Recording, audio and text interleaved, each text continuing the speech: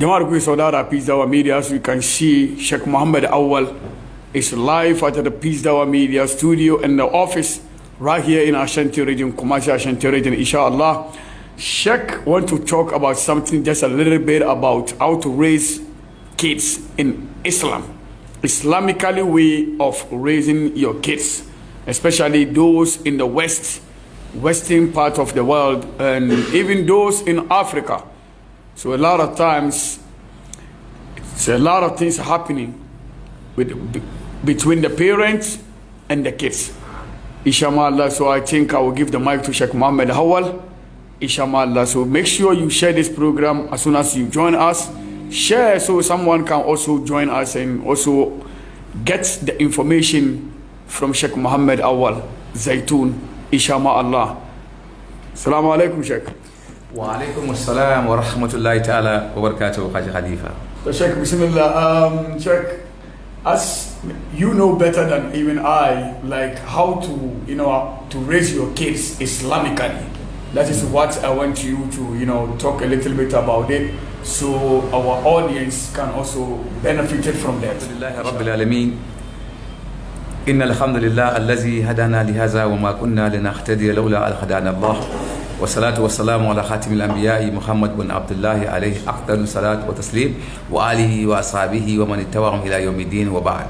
I thank you very much for having me, Mr. Khalifa, in this beautiful studio, Peace Dawa Media is hosting me right now in Ashanti region, Kumasi, and I'm so grateful to be part and parcel of this community. As we know very well, Peace Dawa Media have been doing a lot of things. We can't even quantify what they have done in terms of bringing and nurturing, teaching, guiding, and presenting information that is consistent with our life.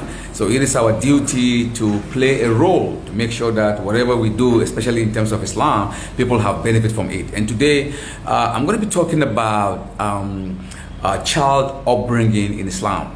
As you know very well, children plays major role in propelling Islam to the next millennia, to the next century that we live in. And we live in the world that is so fast, so progressing, so, there is a lot of questions being asked, and there is also a lot of things that need to be done from the parent. It's a lot of things that need to be done from the, teachers at school. There's a lot of things that need to be done from the madrasa, those who are imparting knowledge to the children. And there is a lot of things that need to be done within the community setup. And it's also a lot of things that need to be done within the peer pressure as children. They meet different kind of culture, different environment, different friends. And so sometimes if care is not taken, parents have to be very careful to make sure that they know exactly what their children are doing at any given time. Because if you don't nurture your children based upon Islamic edifice, it's going to be a time that these children will go outside, and guess who's going to raise them? Ants, snakes, vipers, cockroaches, rats. What are you going to do? You're going to put your hand on your top of the head and you begin to cry crocodile tears. So if you don't let your children cry today, you will cry tomorrow. I call that tough love. I love them, but very tough. You have to exhibit that kind of, empowerment to your children. Children are gifts from Allah to parents. A lot of people that have children have married for many years. They've been to so many hospitals trying to get a child, but they don't get. But some, within minutes, they got twins and twins and twins and twins.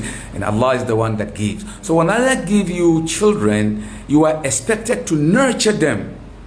Because the Quran said, Ya ayyuhal lazina amanu qu anfusakum wa ahalikum nar.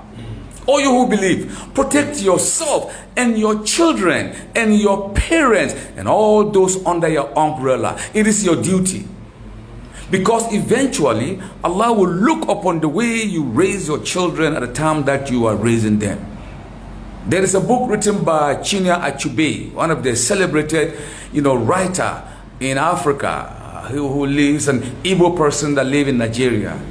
In one of his books, he said, it takes a village to raise a child.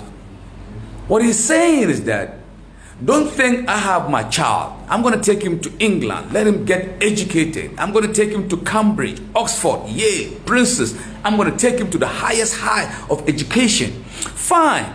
If you take him there, forgetting about the community, you should also help the community. Because if you think about your children alone, they're going to get the education, but they're going to come out and their friends who are out there, whom you don't care about, they will destroy their life.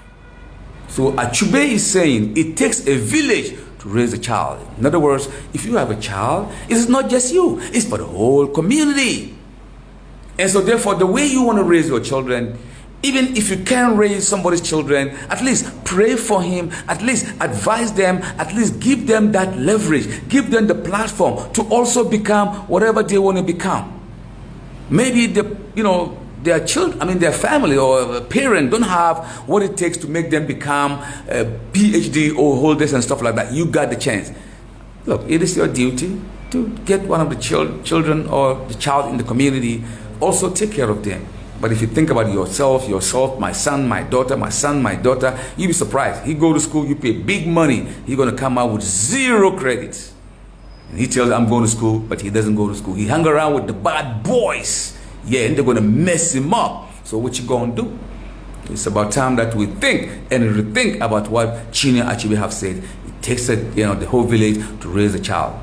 Number one, if your ward or your son or your daughter goes to school, make sure you have a connection between the teachers and yourself. Once in a while, call the teachers,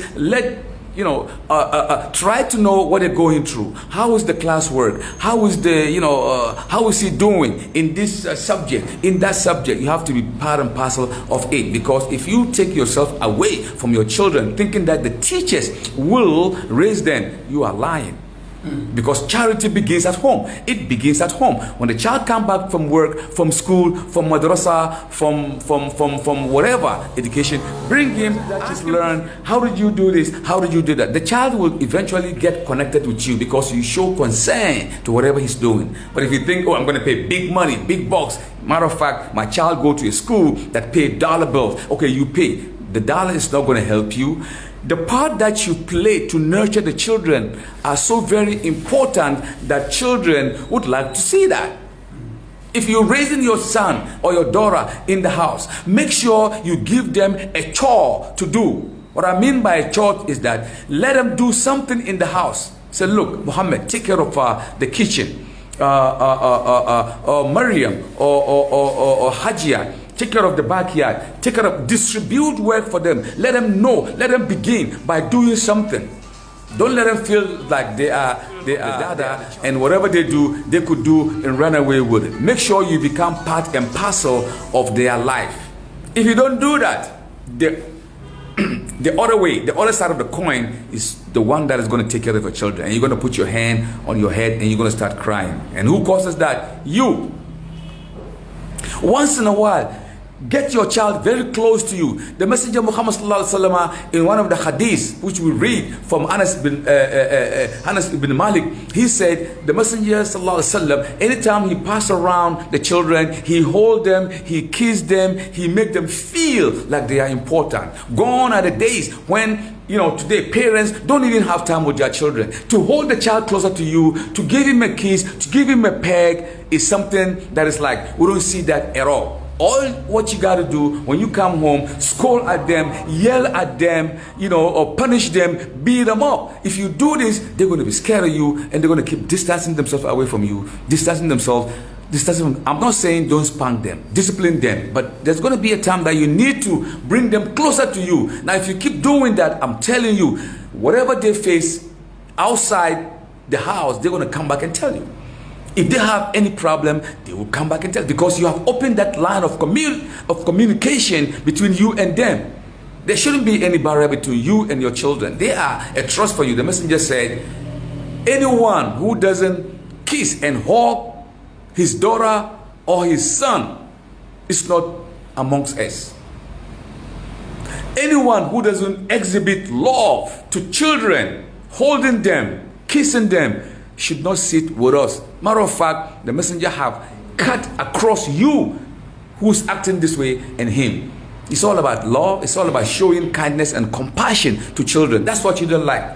And if they do something at home, and if it is good, reward them. Buy them ice cream. Say, wow, you got an 80%?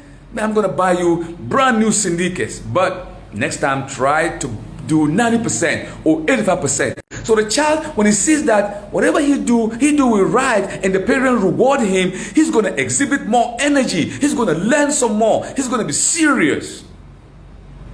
Reward them. And one thing we do that is wrong, sometimes we see our children doing certain things within the community, within his friends. We begin to abuse them, maybe slap them, curse them. Children don't like that. It is part of child psychology.